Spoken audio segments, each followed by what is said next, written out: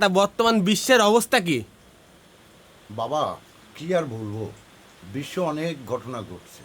যেরকম বিমানের চাকা খুলে পড়ে যায়, যেরকম বিমানে 241 জন নিয়ে প্লেনটা বাস্ট হয়ে গেল। কিন্তু বিভিন্ন দেশের সরকার বিভিন্ন কর্মচারী পোষে বেতন দিয়ে।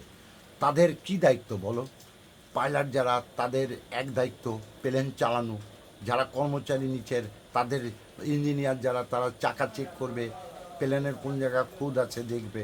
অথচ সাধারণ মানুষের পরেই সব দায়িত্ব। জনমৃত্যুর একটা মিছিল হচ্ছে। এই যে যুদ্ধবিদ্ধ লেগেই আছে, বিভিন্ন দেশে যুদ্ধ হচ্ছে। ইরান, আমেরিকা হুমকি দিচ্ছে ইরানকে, যে ইরানের প্রেসিডেন্টকে হত্যা করব না।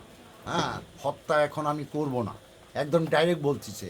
কি একটা রাজ্য এসে যাচ্ছে, মনে হচ্ছে বাবা কিয়ামত মনে হয় অতি শীঘ্রই চলে আসবে বাবা। চারিদিকে যুদ্ধ বিদ্ধ লেগেই আছে, চারিদিকে হইচই, মানুষ মরছে, আবার কথা বলছে। হ্যাঁ, বিভিন্ন দেশের যুদ্ধবিদ্ধ। আমি এই চিন্তা করি যে দেশের পরিস্থিতিটা হচ্ছে কি, শুধু এ দেশ না, বাংলাদেশেরও একটা অভাব দেখা দেবে সামনে, এরকম একটা মনে হচ্ছে। আগেই তো ঘোষণা দিল যে তেলের দাম বাড়বে না, মাঝে আজকের মিডিয়ার খবরে দেখলাম তেলের দাম বেড়ে যাবে। তাহলে কোন দিকে যাবে? আর তেলের দাম বাড়লে তো সারা বিশ্বে সব জিনিসের দাম বেড়ে যাবে। একটা কথা কি বাবা, আমি যুদ্ধ চাই না। আমি সারা বিশ্বের লোককে কই যে আপনারা যুদ্ধ বন্ধ করেন, যুদ্ধ বন্ধ করে শান্তির দেশে শান্তিভাবে বাস করুন। আপনারা যুদ্ধ ভুলে যান। আর ইরানের প্রেসিডেন্ট, সে হচ্ছে মুসলমান, খানদানু মুসলমান।